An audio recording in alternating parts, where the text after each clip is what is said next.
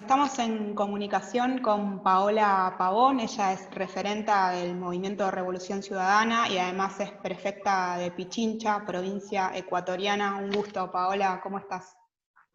Hola Lucía, muchas gracias por este espacio. Un saludo a todos, a todas. Muy contenta de estar aquí contigo en este diálogo.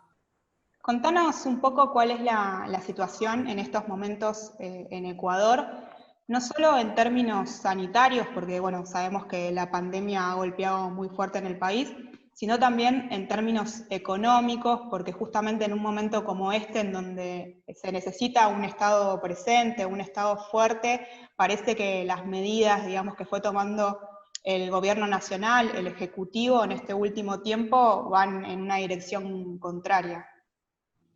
Mira, primero decirte que la pandemia llega al Ecuador cuando el Ecuador atraviesa un estado muy crítico del sistema sanitario. Ya había habido varios recortes en el presupuesto bajo esta lógica de recorte del Estado. Los primeros despidos se hicieron en el sector social y esto no dejó por fuera al sistema de salud. Incluso a propósito de las movilizaciones de octubre del año pasado, se cerró el convenio que estaba vigente para el apoyo epidemiológico de Cuba.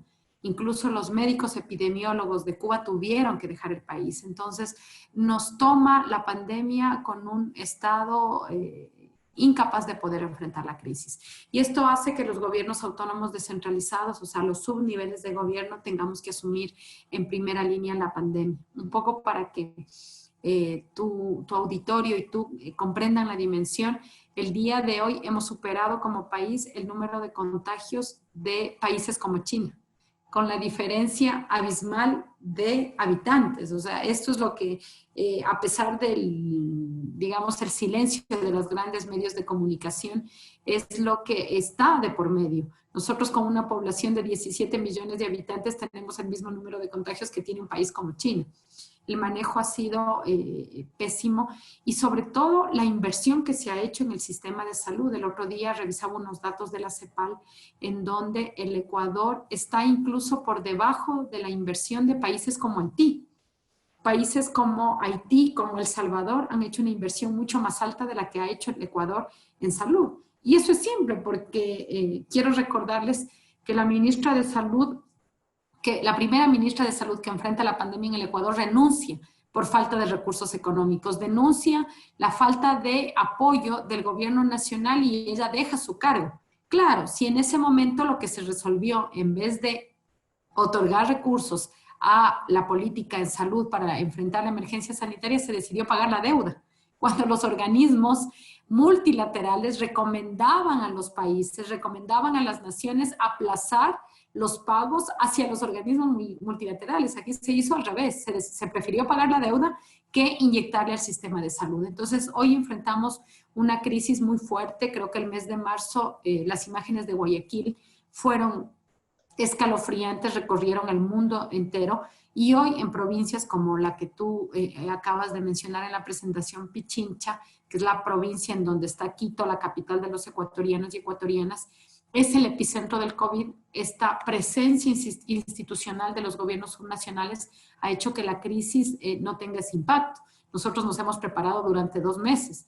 Todo, por decirte, todo el manejo de cadáveres, levantamiento de cadáveres, toda la política funeraria la estamos llevando a los gobiernos autónomos descentralizados. Si lo habríamos dejado en el gobierno nacional, seguramente en este momento tendríamos imágenes como las de Guayaquil.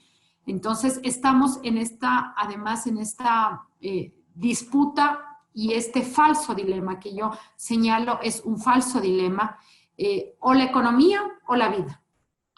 Y esto no puede ser así. La población enferma no puede llevar adelante una reactivación económica. Entonces, estamos en esta situación. ¿Hubo algún tipo de asistencia, digamos, en el caso económico a los trabajadores y trabajadoras de Ecuador que no pudieron salir a desarrollar sus labores, digamos, durante la pandemia? Mira, aquí no se tomaron ninguna medida en beneficio de los sectores más vulnerables y tampoco se generó algo que era urgente y había que hacerlo, que era generar un fondo. Y para generar este fondo tú tenías que tener la posibilidad de, a través de la política tributaria, que es la que ejerce la redistribución de la riqueza, poder establecer un fondo que como país nos permite enfrentar la emergencia. Entonces, aquí bajo el discurso de cero impuestos para los sectores medios y populares, pero cero impuestos para los grandes emporios económicos, ¿no? Que son finalmente quienes terminan siendo los beneficiados. No ha habido una renta básica, no ha habido una asignación mensual. Aparentemente hubo una entrega de alimentos, y digo aparentemente porque cuando uno recibía esos kits alimenticios se daba cuenta que no ibas a poder sobrevivir ni un día. Peor, una familia de 5 o 6 miembros en todo el confinamiento. Entonces no ha habido una política de asistencia social.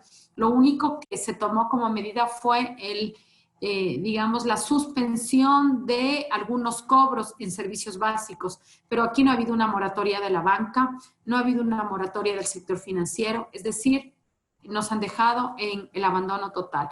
Y es más, la única ley que se aprobó fue una ley que permitió la flexibilización laboral, es decir, que muchas empresas que no estaban en quiebra se declaren en quiebra y terminen liquidando a trabajadores que toda su vida le han dedicado a la empresa y que hoy salgan sin una jubilación, sin una liquidación. Entonces, la situación económica es muy complicada. Se prevé que hasta final del año tendremos más o menos 800,000 personas, hombres y mujeres, que han salido al desempleo post pandemia, ¿no? Y más que post, en medio de la pandemia, porque todavía no podemos hablar de un escenario post pandemia en ninguna parte del mundo.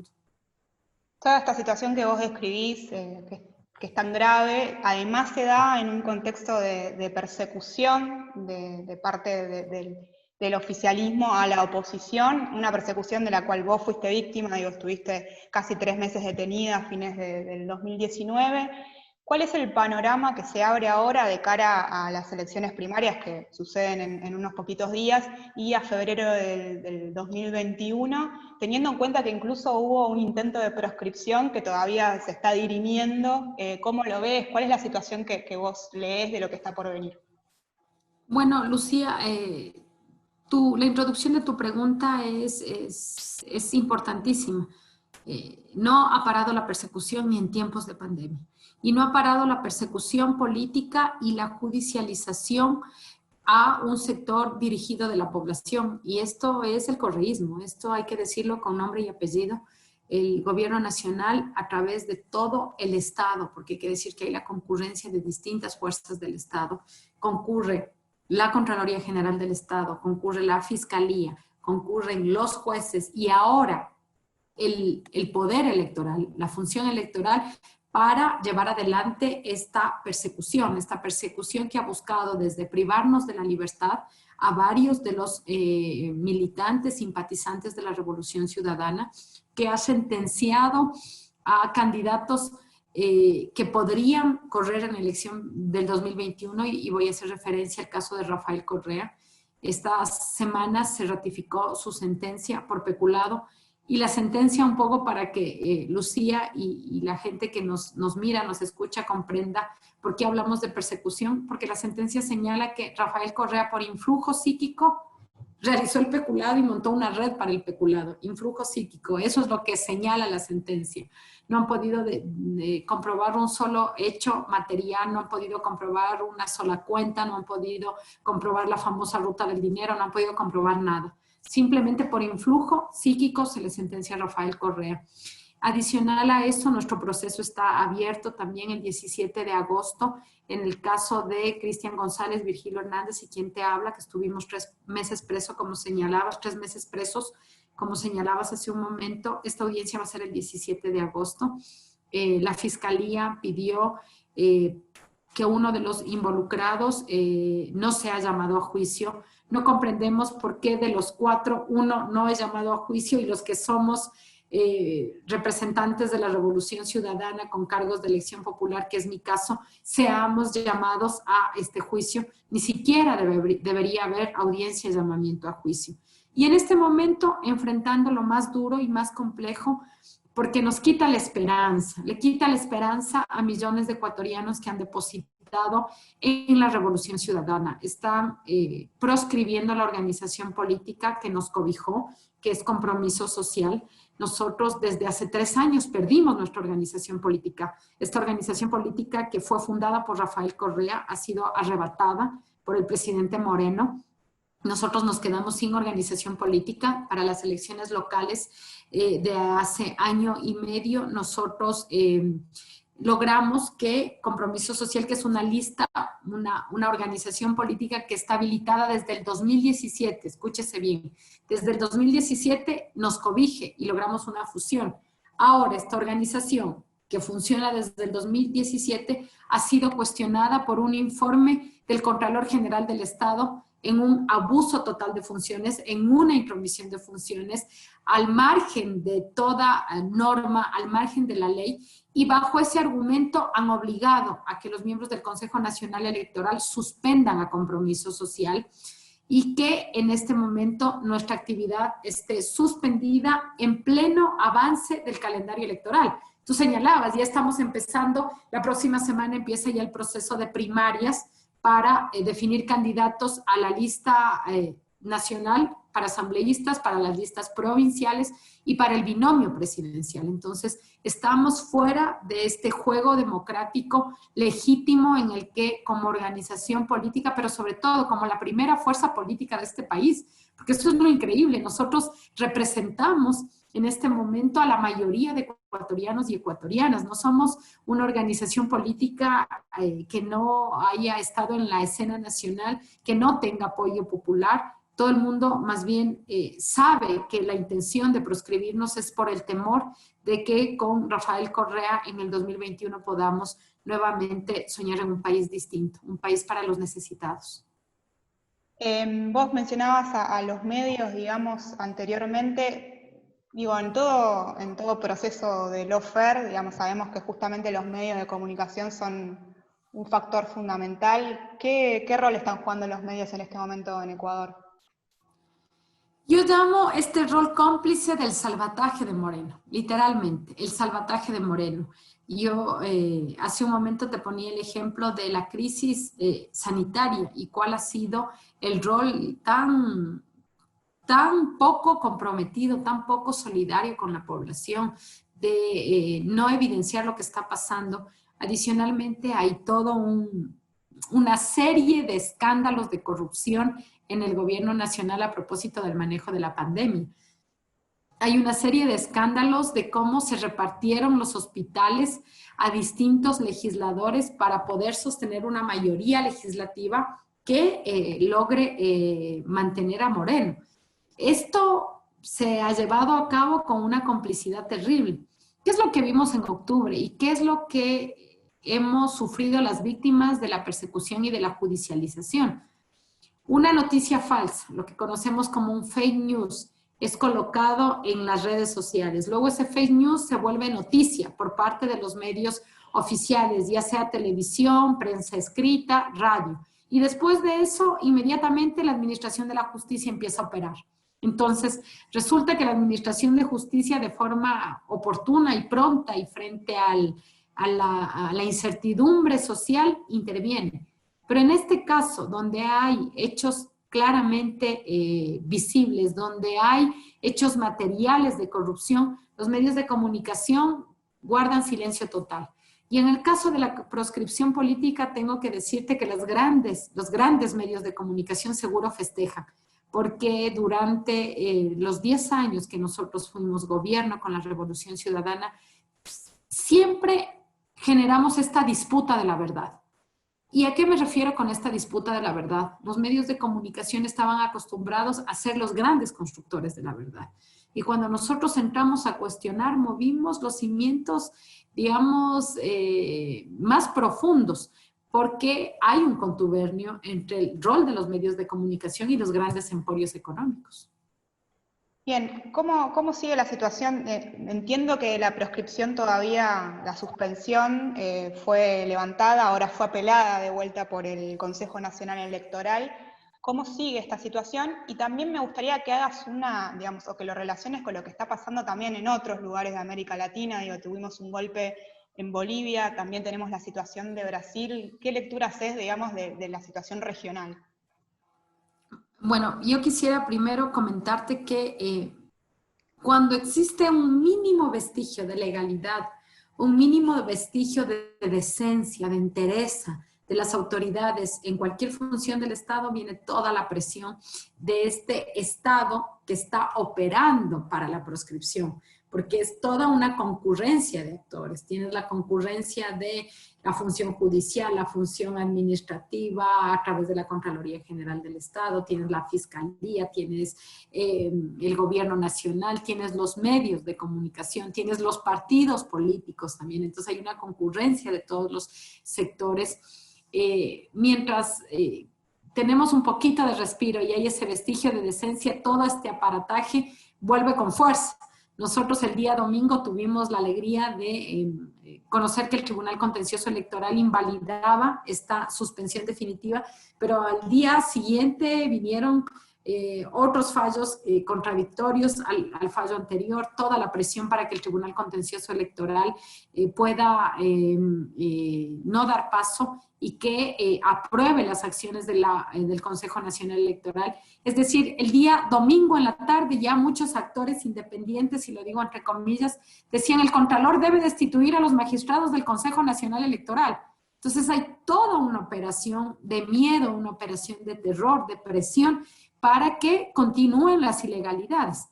Nosotros esperamos que frente a la apelación del Consejo Nacional Electoral, el Tribunal Contencioso Electoral actúe con la ley, actúe en democracia. Nosotros seguimos, como demócratas que somos, confiando en que la posibilidad de dirimir cualquier diferencia en un régimen democrático se lo tiene que hacer a través de elecciones, a través de devolverle a la ciudadanía, a través del voto, ese poder de decisión. Y vamos a seguir esperando que el Tribunal Contencioso Electoral pueda fallar a favor de la ley, pueda fallar a favor de la Constitución y se haga justicia en nuestro caso.